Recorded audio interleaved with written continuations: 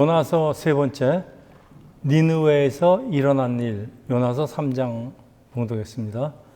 여러분, 저 보시는 저 그림이 당시의 요나, 니느웨를 상상하고 그린 것 같습니다. 엄청나게 큰 도시입니다. 당시로 봐서는.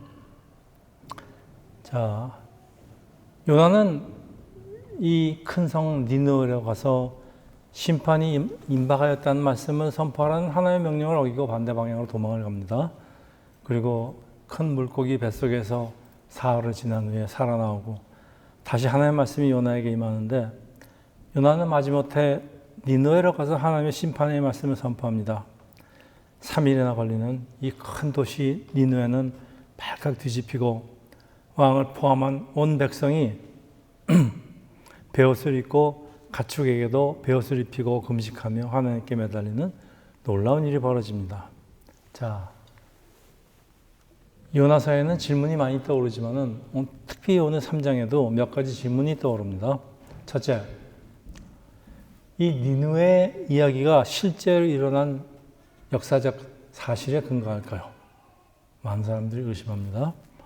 둘째, 왜 선지자 요나는 하나님의 준엄한 명령을 어기고 그렇게까지 니느웨에서 전도하기를 싫어한 것일까요?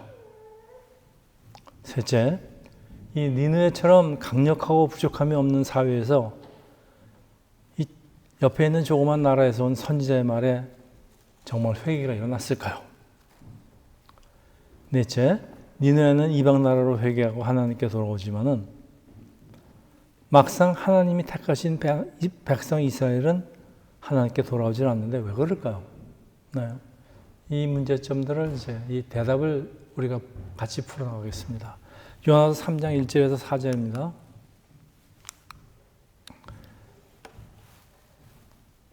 여호와의 말씀이 두 번째로 요나에게 임하니라. 이르시되 일어나 저 큰 성읍 니느웨로 가서 내가 내게 명한 바를 그들에게 선포하라 하신지라. 요나가 여호와의 말씀대로 일어나서 니느웨로 가느라. 니느웨는 사흘 동안 걸을 만큼 하나님 앞에 큰 성읍이더라. 요나가 그 성읍에 들어가서 하루 종일 다치며 외쳐 이르되 40일이 지나면 니느웨가 무너지리라 하였더니.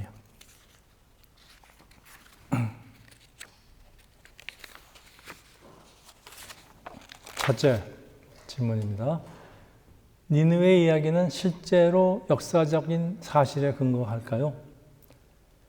자, 요나 이야기는 물고기 뱃속에서 살아나온 사건이 기록되어 있기 때문에 그래서 그런지 아이들 만화에 자주 등장합니다. 그러니까 무슨 전설이나 동화같이 사실 같지가 않아요. 그래서 현대과학 수준으로 이해할 수 없는 많은 이야기를 담고 있습니다. 이걸 누가 만들어낸 이야기가 아니냐라고 어떻게 우리가 확신할 수 있을까요?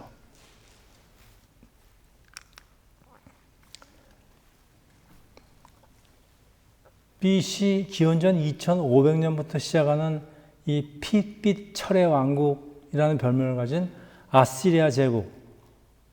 네, 우리 지도 보겠습니다. 저기가 이스라엘 위에 있는 아시리아 제국입니다. 특히 기원전 911년 전부터 기원전 605년 BC까지의 그 신아시리아의 전성기인데, 이 철기를 잘 다루는 당시 고대 근동에서 유례가 없던 아주 강력한 군사력을 가지고 주변의 거의 모든 나라들을 정복하고 백성들을 포로로 끌고 가고 학살하던 아주 악명이 높은 나라입니다. 여기 보면은 BC 722년에 북이스라엘이 멸망을 했습니다. 그리고 BC 586년에 유다가 멸망을 했으니까 아마 이때가 이제 이스라엘 북이스라엘하고 남유다가 멸망할 당시, 그때가 아마 이 나라의 최고의 전성기였던 것 같습니다. 자, 여러분, 성경 66권 중에서 아시리아만은 다루고 있는 책이 2권 있는데 혹시 아세요? 요나서, 나음서는 짧은 성경책이지만 이 두 나라, 아시리아만을 다루고 있습니다. 그러나 아시리아 문명은 돌연 사라져버리고 그러다 보니까 성경을 서포트할 만한 어떤 유적도 발굴되지 않았습니다. 그래서 사람들이 성경은 역시 믿을 수 없는 책이다 라는 그 비난이 일어날 즈음에 19세기에 이 니느웨 유적지가 발굴이 됐는데 아주 거대한 모습을 드러냅니다. 네, 여기 보이는 것들이 전부 다 그 유적지에서 발굴해낸 그 유물들인데, 이 성경에서 걸어서 3일이나 걸린다는 큰 도시 니느웨를 언급하는 성경 구절이 사실임을 확인해 줍니다. 유적이요, 이때 발굴된 유적이 1108점이랍니다. 그래서 영국 사람이 발굴해 갖고선 전부 다 대형 박물관에 보관되어 있습니다. 그리고 이거는 고고학적으로 상당히 가치가 있는 그런 발굴이라고 합니다. 자, 둘째. 왜 선지자 요나는 준엄한 하나님의 명령을 어기면서까지 니느웨에 전도하기를 싫어한 것일까요? 당시 아시리아는 악의 축 혹은 동방의 망나니라는 별명을 듣는 악명 높은 나라예요. 그리고 북이스라엘하고는 국경이 붙어 있기 때문에 항상 이 잠재적인 원수입니다. 그리고 노상 그 이스라엘을 침략하기 때문에 모든 이스라엘 백성들에게는 극도로 니느웨를 싫어합니다. 그리고 이제 그 벽화에서 발견된 건데, 저 안은 노예들을요 묶어놓고 산채로 피부를 벗기는 아주 잔혹한 나라입니다. 그러니까 이런 나라에다가 아무리 하나님의 명령이라도 그렇지 어떻게 하나님의 용서와 사랑을 전하라고 하는지 요나로서는 이해가 하기 어려웠을 것 같아요. 제가 이제 오늘 요나의 변명을 하는 이유는, 물론 요나는 선지자니까 하나님의 명령을 따라야 되지만은 왜 그걸 너무나 잘 아는 선지자가 그렇게 하나님의 피해서 하기 싫어서 도망다니는가에 대한 이해가 요나의 입장에서 좀 생각을 해보려 그렇습니다. 여러분, 그 위안부 소녀상 잘 아시죠?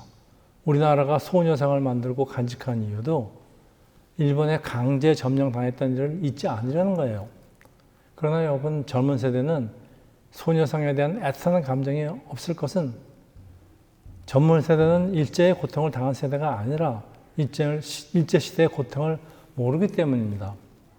그래서 별로 애틋한 마음이 없겠지만은, 당시 징병으로 끌려간 노동자 혹은 위안부로 끌려가서 죽기까지 고통을 당한 분이나 가족에게는 일본 제국주의라는 말만 들어도 몸서리를 칩니다. 저희 세대도 부모님한테 계속 많은 얘기들을 들었기 때문에 일본 제국주의가 하면 저희도 이제 몸서리를 칩니다. 자, 일제, 압제 아래 고통을 당한 경험이 있는 우리 부모님 세대에서 아무리 크리스찬이라도 그렇지 일본에 가서 복음을 전하라고 한다면 어떤 감정이 들까요? 예, 하기 싫을 것 같아요. 절대 용서할 수도 없고, 용서받으면 안 되는 나라, 우리 아버지를 끌고 가서 죽인 나라, 용서되겠습니까? 근데 그런 나라에 가서 그 나라 수도 동경에 가서 하나님의 사랑을 전한다? 예, 아무리 예수님 지상명령이지만 그럴 것 같아요. 다른 사람 시키세요. 이런 감정은 하나님 복음을 전하는 인물을 가진 선지자 요나에게도 이해는 아니겠지만은 그래도 어떻게 하겠습니까? 하나님의 준엄한 명령에 따를 수밖에 없습니다.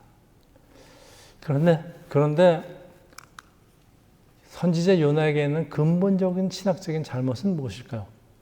네, 감정은 감정이고 신학적으로도 하나님 말씀에 동일할 수가 없는 거예요. 왜 그럴까요? 요나 생각에 하나님의 통치와 임재가 지역적으로 제한된다. 다시 말하면 하나님의 통치와 임재는 하나님이 택하신 백성 이스라엘에게만 해당된다. 그런 선민의식이 너무나 강했기 때문이 아닐까 그렇게 생각합니다. 그러다 보면 이제 요나의 그 하나님의 명령을 요나가 이제 순종하지 않는 게 점점 이해가 되긴 돼요. 그냥 비난만 할 게 아니라는 거예요. 그 다음에 셋째, 강력하고 부족한 것이 없는 사회에서 이 옆 작은 나라에서는 선지자의 말에 정말 회개가 일어났을 때인데 이게 가능할까요? 그것도 단 하룻밤에 선지자의 설교가 어떻게 큰 도시 니느웨를 회개를 가능하게 했을까요? 참 믿기 어려운 기적이에요. 그래서 또 일부 학자들은 니느웨 회개 사건 역시 요나가 물고기 뱃속에서 살아난 기적처럼 누군가 만들어낸 얘기로 보려고 합니다. 그러나 성경에 분명히 언급된 사실이고요. 또 그 니느웨라는 도시의 그 유적까지 상당히 많이 발굴됐기 때문에 믿지 않을 수가 없습니다. 요나가 니느웨에 가서 전도하기 싫었던 이유는 참 많이 있었을 거예요. 그 중에서도 혹시 그 패악한 민족들인데 거기다 하나님 말씀 전하다가 뭐 돌에 맞아 죽지 않을까 그런 마음도 있었을 거예요. 사실 우리 보고 평양에 가서 복음을 전하라. 예, 겁나는 얘기죠, 그렇죠? 그런데 막상 일어난 일은 그하고는 정반대예요. 그들은 요나를 비웃지도 않았고요, 폭행하지도 않았습니다. 그러니까 어째서 이런 일이 일어날까요? 왜 그렇게 요나의 설교 한마디에 그렇게 난리가 났을까요? 자, 이제 학자들 말이에요. 당시 요나가 물고기 뱃속에서 나왔다는 그 기적의 소문이 니느웨까지 전파되었기 때문이다. 별로 동의하기 쉽지 않습니다. 또 어떤 학자는 니느웨에서 일어난 것은 진정한 회개가 아니고 이 현실적으로 큰 문제가 일어났는데 니느웨가 그들의 문제를 신에게 호소했던 것인데 마침 요나가 찾아와서 하나님의 말씀을 전하고 그러다 보니까 응답을 받았다. 네. 그래서 역사가에 의하면은 당시 아시리아에는 무서운 전염병, 흉년과 기근으로 백성들의 삶이 굉장히 피폐해진 상태였다고 합니다. 그리고 마침 또 그때 태양이 사라지는 완전 일식이 일어나고 그래서 온 나라가 공포에 떨고 있었는데 마침 그때 요나가 찾아왔다. 네, 상당히 설득력이 있습니다. 그 분명한 사실이 있는데요. 회개가 일어날 수밖에 없는 그 상황. 그러니까 하나님의 세심한 예비함이 있다는 사실입니다. 하나님이 선지자를 위하여 미리 하신 역사의 결과라는 사실은 확실한 것 같아요. 그래서 하나님은 그냥 선지자를 보내신 게 아니고 모든 준비를 마치고 요나를 보내시는데 그래서 니느웨는 이때 회개할 마음의 준비가 되어 있는 상태. 그 환란을 통해 씌어진 밭, 그 예수님 말씀이죠. 씌어진 밭이 되었다. 추수할 때가 되었다. 그러니까 추수할 때가 된 상태라는 얘기입니다. 그걸 갖다 가스라이팅이라고 그러죠. 누가 다 불 한번 붙이고 그냥 확 폭발하는 그런 상태. 그래서 니느웨에서 일어난 일은 기적 같은 사건이지만은 하나님이 미리 준비하심이 있는 걸 알 수가 있어요. 하나님이 모든 걸 다 준비하시고 사실은 요나를 보냈는데 요나는 이제 그걸 모르니까 순종을 못하는 거죠. 그래서 모든 역사는 하나님 수중에서 움직인다는 그 성 어거스틴의 말처럼 우리가 잘 아는 History is God's story입니다. 자, 이제 계속되는 질문입니다. 하나님은 왜 이스라엘의 선지자를 니느웨에 보낼까요? 이런 상태라면 뭐 꼭 이스라엘 선지자가 아니더라도 아무나 가도 될 것 같은데.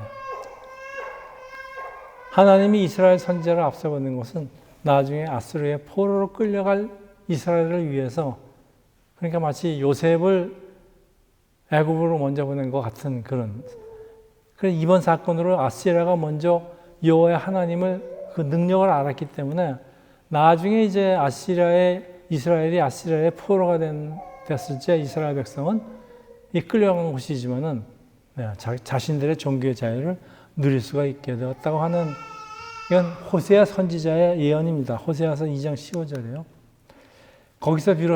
거기서 비로소 그의 포도원을 거기라는 게 이제 끌려간 그 아시리아입니다. 아시리아에서 비로소 그의 포도원을 그에게 주고 아골 골짜기로 소망의 문을 삼아 주리니 아골 골짜기에서 소망의 문을 삼아 주리니 그러니까 이제 포로로 끌려갔으니까 아골 골짜기 같았는데 거기서도 소망이 있다 그런 얘기입니다.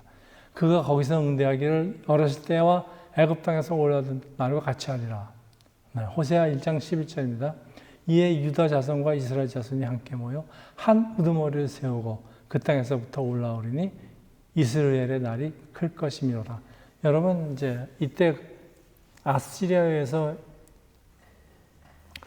그 북이스라엘이 망하고 또 유다도 이제 또 망하게 되는데, 결국은 그러고 나서는 유다 자손과 이스라엘 자손이 함께 모인 적은 없어요. 그건 완전히 갈라졌습니다. 그리고 나중에 예수님 당시에 대해서도 이제 이스라엘 사람들을, 북이스라엘 사람들을 얼마나 차별을 했는지, 그 중간에 있는 사마리아 지역을 지나가기가 싫어하고서 멀리 돌아가지 않았습니까? 그 정도로 이제 이 유대 사람들이, 남이스라엘 사람들이 북이스라엘의 그 포로로 끌려갔다가 이제 섞였다는 거죠. 섞인 사람들을 유대인 취급도 하지 않고 그렇게 괴롭혔습니다. 근데 여기서 이제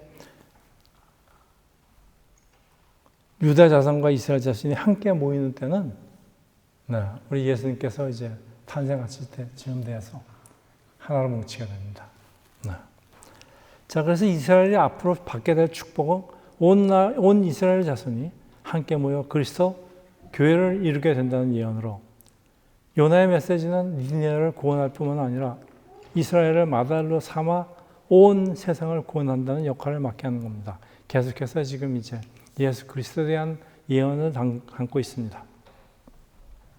자, 하나님은 우주 만물을 만드신 분이니까 뭐 불가능한 일이라는 없어요. 그렇지만은 하나님도 그 역사하시는 방법은 자연 법칙을 따르는 것 같아요. 요나서 4장 8절, 해가 뜰 때 하나님이 뜨거운 동풍을 예비하셨고 해는 요나의 머리에 쪼임에.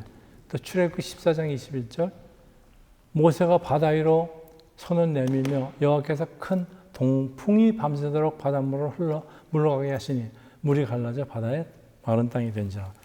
하나님이 기적을 일으키는 장면인데요, 하나님이 그냥 일으키시는 게 아니고요, 지금 뭔가를 사용하고 있어요. 둘 다 동풍입니다. 하나님의 동풍으로 하여금 기적이 일어나게 하신 그런 얘기들 성경에 참 많습니다. 그래서 하나님이 어떻게 바닷물을 가르는지 그 물리적으로 설명을 하는데, 강한 동풍을 밤새도록 불게 하니까 바닷물이 서쪽으로 밀려갑니다. 바닷물이 서쪽으로 밀려가고 동쪽에는 이제 땅이니까, 그리고 이제 바다는 갈라지는 그런 사건이 일어났습니다. 자, 요나의 설교에 니느웨는 뒤집어지고 회개가 일어났는데, 요나서 3장 5절에서 8절, 니느웨 사람들이 하나님을 믿고 금식을 선포하고 높고 낮은 자를 막론하고 굵은 베옷을 입은지라. 그 일이 니느웨 왕에게 들림에 왕이 보좌에서 일어나 왕복을 벗고 굵은 베옷을 입고 제위에 앉으리라. 왕과 그의 대신들이 조서를 내려 니느웨에 선포하이르되 사람이나 짐승이나 소떼나 양떼나 아무것도 입에 대지 말지니 곧 먹지도 말 것이요 물도 마시지 말 것이라. 사람이든지 짐승이든지 다 굵은 베옷을 입을 것이요 힘써 하나님께 부르짖을 것이며 각자 악한 길과 손으로 행한 강포에서 떠날 것입니다. 요나의 설교는 아주 놀라운 기적을 가져오는데, 지금도 그렇지만 당시에는요, 금식은 회개를 하겠다는 마음을 강력하게 표현한 겁니다. 그런데 짐승에게까지 회개에 동참시키는 건 참 성경을 뒤져봐도 여기밖에 없는 것 같아요. 하나님 앞에 나에게 속한 모든 것들, 가축까지 한 마음으로 애통하며 호소하는, 아주 간절하게 절실하게 회개하는 겁니다. 그 왕이 보좌에서 일어나 제에 앉았다는 말도 왕의 체면도 위엄도 다 버리고 하나님 앞에 그냥 엎드렸다, 완전히 순종하고 회개한다는 뜻입니다. 그러니까 이제 아주 대대적인 회개가 일어난 것 같긴 해요. 그런데 진정한 회개는 자가 여태까지 걸어온 악한 길이나 이 걸어온 인생 과정, 또 행동, 그동안 습관까지, 또 성격까지 포함하는 이 단어예요. 이 회개라는 단어가 그렇습니다. 그러니까 이 모든 것을 그들이 저지른 습관까지 성격까지 다 악행을 하였다는 걸 인정하고 회개한다는 것, 전인격적인 변화를 나타내는 단어죠. 그래서 우리는 이제 신약에 와서는 회개는 거듭남, 본어겐으로 이제 이어지는 그런 사건이 그래서 그렇습니다. 근데 역사에 보면 그렇다고 니느웨가 완전히 거듭났다는 말씀은 아닌 것 같아요. 이때 잠시 회개를 하였더라도 다시 옛날 버릇이 나오는 게 아마 사람의 본능 같아요. 아시리아는 나중에 다시 이스라엘을 침략하고요.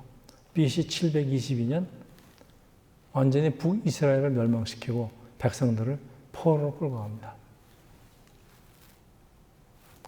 요나서 3장 9절, 10절. 하나님의 뜻을 돌이키시고 그 진노를 그치사 우리가 멸망하지 않게 하시리라. 그러지 않을 줄은 누가 알겠느냐 한지라. 하나님이 그들이 행한 것, 곧 그 악한 길에서 돌이켜 떠난 것을 보시고 하나님의 뜻을 돌이키사 그들에게 내리라 말씀은 재앙을 내리지 아니하셨노라. 자, 하나님이 이스라엘을 제사장의 나라로 삼은 것은 세상 모든 민족이 하나님께로 돌아가 영광을 돌리게 하려 함인데, 하나님은 왜 당신이 택하신 백성 이스라엘만 복을 받기를 원하지 않으시고 왜 모든 민족이 복을 받기를 원하십니까? 왜 그럴까요? 네. 하나님은 이스라엘만의 하나님이 아니고요. 온 우주 만물에, 온 세상 만물에 창조주이시기 때문에 그렇습니다. 자, 우리는 이방인인데 우리가 이제 오늘날 예수를 믿고 따르는 이유도 하나님의 사랑이 어떤 특수 집단, 민족이나 나라에 국한된 것이 아니기 때문에 하나님의 사랑은 비록 아시리아 같은 악한 나라에게도, 좋은 나라는 물론이지만 악한 나라에게도 오늘 같이 똑같이 적용됩니다. 하나님은 악한 백성, 불쌍한 백성, 없는 백성을 더 불쌍히 여기는데요. 그래서 그 악한 백성들이 더 회개를 빨리 하는 이유입니다. 그런데 내가 악한이라고 생각하면, 내가 죄인이라고 생각하면 회개를 빨리 하는 이유가 그런 것 같아요. 그래서 이제 기독교는 자기가 죄인이라는 걸 빨리 알아야지 변화가 일어납니다. 선지자의 사명은 하나님의 말씀을 선포하는 것이죠. 먼저 하나님의 마음을 알아야 되는데 요나는 하나님의 말씀을 알아요. 하나님의 말씀을 알지만은 하나님이 행하시는 일을 받아들이지 못한 이유가 자기 신학이 잘못돼서 그래요. 자기 중심적인 사고에 갇혀서 하나님 하시는 일을 이해하지 못하거나 오히려 이해하기 싫었기 때문입니다. 하나님 하시는 일이 이해는 가지만은 가든 안 가든 난 싫어. 자, 우리도 요나 같은 모습으로 신앙생활을 할 수 있는데요. 사실 우리의 필요와 욕구만을 고집하면서 하나님의 뜻과 창조의 목적을 받아들이지 않으려는 모습이 우리에게 있습니다. 그래서 우주 만물의 창조주인 하나님을 내 작은 머리에다가 가둬놓고 억지를 부르고 있는 것 같아요. 사실 그러고 있습니다. 그래서 아마 우리가 전도를 하는 일에 그렇게 힘을 내지 못하는 이유가 되는 것도 같긴 해요. 넷째, 니네는 이방 민족이에요. 그렇지만 회개하고 하나님께 돌아오는데 왜 막상 하나님 택하신 백성 이스라엘은 하나님을 떠나서 돌아오지 않는 것일까요? 이스라엘의 선택된 백성이라는 자만과 교만이 있습니다. 오늘날의 유대인에게도 이것은 분명히 보이고 있습니다. 지금 중동에서 벌어지고 있는 그 이스라엘에 공격하는 것들을 보면은 참 잔인합니다. 그리고 이제 가나 지구에 그 얼마나 많은 사람을 죽입니까? 그런 거 보면은 자기네들은 선택된 백성이고 이 땅은 하나님이 우리한테 주신 땅이다. 니들은 다 죽어도 마땅하다. 이런 생각이 그냥 머릿속에 박혀 있는 것 같아요. 자, 그래서 이스라엘의 자만과 교만, 또 이방인의 순전한 믿음의 반응을 대조하는 것이 아닐까 하는 생각을 합니다.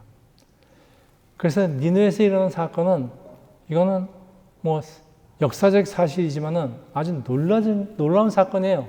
그래서 예수께서도 인용을 하시는데 완고한 바리새인들을 책망하는 도구로 인용을 하십니다. 마태복음 12장 41절이 그래요.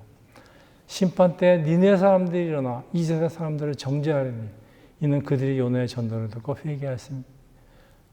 요나보다 더 큰 이가 여기 있으며 요나보다 더 큰 이는 예수 그리스도입니다.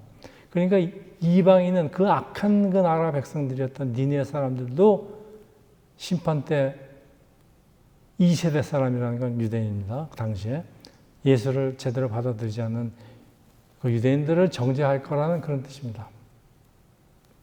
자, 그래서 예수를 처음 받아들이는 초신자들의 뜨거운 순수한 사랑이었습니다. 예수 나의 첫사랑 되신 그런 것 있지 않습니까? 아주 뜨겁게 받아들이는 사람이 많습니다.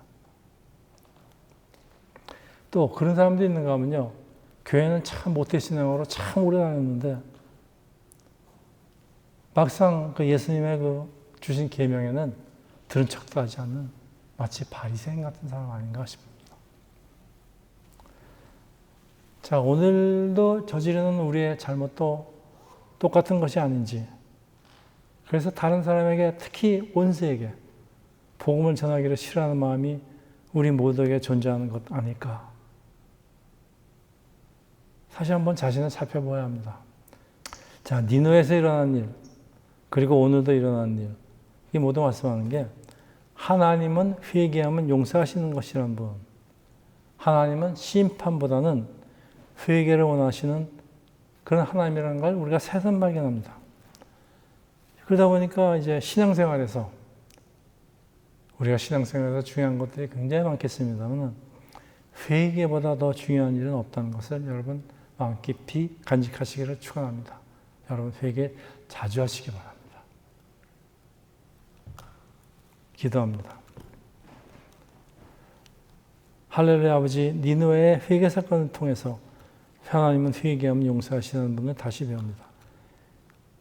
그러나 회개의 그 할 조건조차 하나님이 만들어주시는 것을 우리가 깨닫고 우리가 살아가면서 이런 하나님이 나에게 회개를 시키시는구나 그런 생각이 들 때는 서슴지 않고 자주자주 우리 회개할 수 있는 새롭게 성도가 되기를 예수 이름으로 기도합니다. 아멘.